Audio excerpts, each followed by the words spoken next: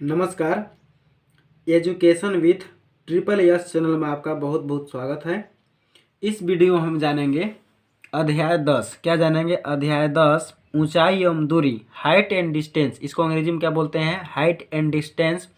प्रश्नावली 1 के प्रश्नों का हल जानेंगे। क्या जानेंगे? प्रश्नावली 1 के प्रश्नों का हल जानेंगे। ओके, बहुत ही सरल और इजी वे में जानेंगे। बस आपको एक बार देखने की ज़रूरत है, आपको दोबारा देखने की ज़रूरत नहीं होगा। ओके, यदि चैनल पर पहली बार है तो वीडियो को लाइक और सब्सक्राइब अवश्य कर लीजिए। ओके, तो चलिए हम प्रश्न को हल करना स्टार्ट करते हैं। प्रश्नावली 1 के प्रश्नों का हल करना स्टार्ट करते हैं। पहला क्वेश्चन इसमें देखिए कि जमीन पर, पहला क्वेश्चन क्या है प्रश्नावली 1 का पहला क्वेश्चन, कि जमीन पर स्थित किसी बिंदु से 90 मीटर दूर स्थित मीनार के शिखर का उन्नयन कोण 30 अंश है, तो मीनार की ऊंचाई ज्ञात कीजिए। तो चलिए हम इसको हल करते हैं बहुत ही इजी वे में। ध्यान से आप देखिए, बोला क्वेश्चन में क्या है कि जमीन पर किसी बिंदु से, मान लीजिए जमीन का किसी बिंदु यहाँ पर मान लीजिए बी है। क्या है? बी है, ठीक है ना। किसी बिंदु से, जमीन के किसी बिंदु बी से 90 मीटर की दूरी, यहाँ पर मतलब दूरी पर 90 मीटर की दूरी पर, ठीक है ना, शिखर का उन्नयन कोण, जमीन पर स्थित ओके किसी बिंदु से 90 मीटर की दूरी पर, ठीक है ना, स्थित मीनार के शिखर का उन्नयन कर। मीनार के शिखर कौन है? मान लीजिए मीनार है, एक तरह से टावर, जानते हैं ना टावर। इसका नाम रख दीजिए, यहाँ पे ए रख दीजिए। ओके, और यहाँ पे क्या रख दीजिए? बी रख दीजिए। इतना समझ गए? इसमें क्या करना है देखिए, मीनार के शिखर का उन्नयन कोण आपको हम बताए हैं प्रस्तावना वाला भाग में, ठीक है ना। ऊंचाई दूरी का प्रस्तावना वाला भाग में हम बताए हैं आपको कि उन्नयन कोण इसको बोलते हैं। ये क्या है? दृष्टि रेखा होता है, इसको हम मीनार बोलेंगे। ये क्या है? क्षैतिज रेखा है, ठीक है ना। तो 90 मीटर दूरी पर मीनार के शिखर का उन्नयन कोण कितना बन रहा है? यहाँ पे बताइए, 30 अंश दिया हुआ है बुक में, ठीक है ना। 30 अंश कोण बन रहा है। ओके, और हमसे पूछा क्या गया है? मीनार की ऊंचाई। तो मीनार की ऊंचाई को हम क्या मान लेंगे? यच। क्या मान लेंगे? मीनार की ऊंचाई को क्या मान लेंगे? बताइए, यच मान लेंगे। ओके, इतना समझ में आ गया। मीनार की ऊंचाई क्या मान लिए? यच। तो यहाँ पे हम हल लिखेंगे, सॉल्यूशन नंबर 1, हल नंबर 1। ओके, माना मीनार की ऊंचाई, माना मीनार की ऊंचाई यच मीटर मान लेंगे। माना मीनार, मीनार कौन है? मान लीजिए ए बी सी, यहाँ पे बिंदु सी मानिएगा। क्या मानिएगा? बिंदु सी। ओके, मीनार क्या, मीनार का क्या नाम है? B C. क्या नाम है? बी सी का ऊंचाई, क्या का ऊंचाई कितना मान लिए हैं? यच मीटर। क्या माने हैं? यच मीटर। ओके, अब एक तरह से समकोण त्रिभुज बन रहा है। क्या चीज़ बताइए? A B C, A B C बन रहा है, तो समकोण त्रिभुज ए बी सी में। ओके, यानी त्रिभुज ए बी सी में। ओके, यहाँ पे आप लिखिए समकोण, समकोण त्रिभुज ए बी सी में। ओके, समकोण त्रिभुज ए बी सी में। ओके, देखिए यहाँ पे लंब है, यहाँ पे आधार, tan थीटा लेंगे यानी tan 30 अंश। ओके, tan 30 अंश बराबर क्या होता है? लंब बटे आधार। लंब कितना है? यच है, ऊंचाई कितना है? यच, आधार कितना है? 90। ओके, आप जानते हैं, यहाँ पे लिख लीजिएगा ब्रैकेट में, क्योंकि tan थीटा बराबर सूत्र क्या होता है बताइए? लंब बटा क्या होता है? आधार। लंब बटा क्या होता है? आधार। इसको हम लंब कहेंगे ऊंचाई को, और इसको क्या बोलेंगे? आधार बोलेंगे। ओके, तो tan 30 अंश का मान कितना होता है? 1/3 होता है। कितना होता है? 1/3 होता है। यच बटा कितना हो जाएगा? 90 हो जाएगा। इतना समझ में आ गया। अब ध्यान से देखिए, यच, यच का गुणा किस में होगा? कड़ी में 3 में होगा। तो यच कड़ी में कितना हो जाएगा? 3 हो जाएगा, और 90 का गुणा इसमें होगा। 90 एकम कितना हो जाएगा? 90। ओके, इतना समझ गए। फिर क्या करेंगे?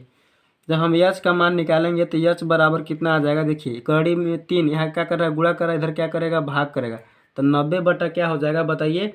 90 बटा क्या हो जाएगा? कड़ी में 3 मीटर। यही इसका क्या हो जाएगा? उत्तर हो जाएगा। एम से यहाँ पे मीटर लीजिएगा। ओके, इसके बाद हम दूसरा क्वेश्चन जानेंगे। ओके, चाहे तो आप इसका परिमेय कड़ भी कर सकते हैं। ओके, जिससे 90 बटा कितना है? कड़ी में 3 है, कड़ी में 3 से इसका गुणा कर दीजिए ऊपर नीचे, हर का परिमेय कर दीजिए, तो 90 कड़ी में कितना हो जाएगा? 3 हो जाएगा। ओके, अब जब इसका मल्टीप्लाई करेंगे तो कितना होता है? 3। कड़ी में 3 और कड़ी में 3 का गुणा करते हैं तो कितना आता है? 3 आता है। 90 में 30 का भाग देंगे तो कितना आ जाएगा? 30 आ जाएगा। 30 कड़ी में 3 मीटर हो जाएगा। ओके, यहाँ पर भी आपका आंसर सही है, यहाँ पर भी आपका आंसर सही है। ओके, इसके बाद हम दूसरा क्वेश्चन जानेंगे। ओके, दूसरा क्वेश्चन देखिए, एक ऊर्ध्वाधर स्तंभ की स्तंभ, ठीक है ना, एक ऊर्ध्वाधर स्तंभ जिसकी ऊंचाई 3 मीटर है के पाद बिंदु से कड़ी 3 दूरी पर, पाद बिंदु से कड़ी में 3 दूरी पर स्थित किसी बिंदु से स्तंभ के शिखर का उन्नयन कोण ज्ञात कीजिए। तो चलिए हम इसको हल करते हैं। क्वेश्चन में क्या दिया हुआ है, एक ऊर्ध्वाधर स्तंभ दिया हुआ है जिसकी ऊंचाई कितना दिया हुआ है, 3 मीटर दिया हुआ है। कितना दिया हुआ है, 3 मीटर दिया है ऊंचाई इसका, और इसके पाद बिंदु से कितना दूरी पर स्थित है कोई बिंदु, कड़ी में 3 ठीक है ना, पाद बिंदु से कितना दूरी पर, कड़ी में 3 दूरी पर स्थित किसी बिंदु से शिखर का उन्नयन कोण कितना है, थीटा है। क्या है, थीटा है मान लीजिए, उन्नयन कोण का मान पूछा है हमसे, ठीक है ना।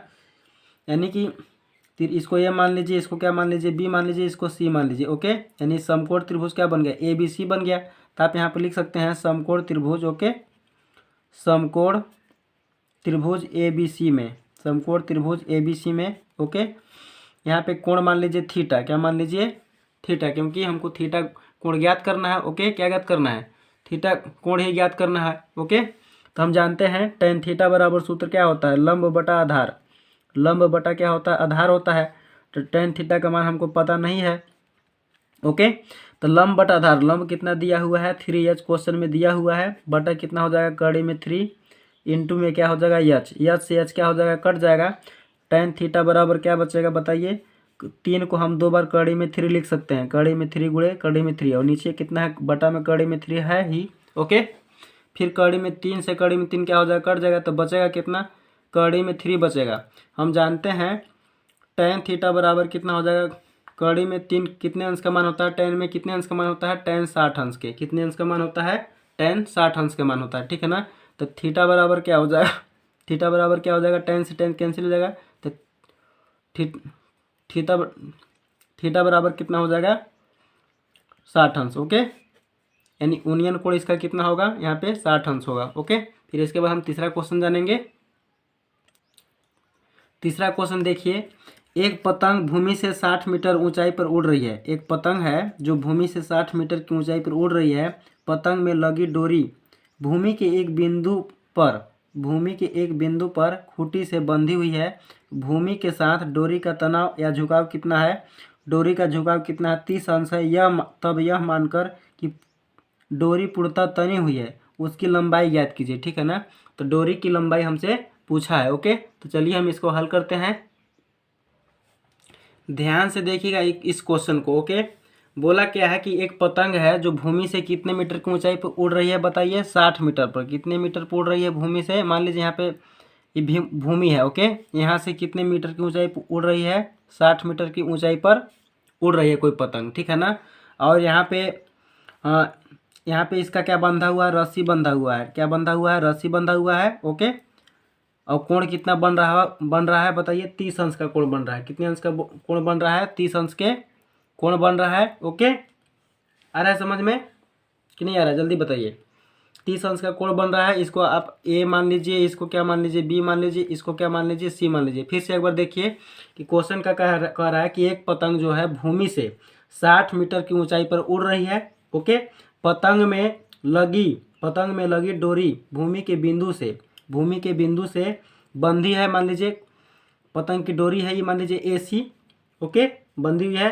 भूमि के साथ उसका डोरी का झुकाव कितना है, मान लीजिए भूमि है, क्या है, भूमि है, मान लीजिए रस्सी है, एक तरह से डोरा है, इसका झुकाव कितना है, 30 अंश है। कितना है, 30 अंश है।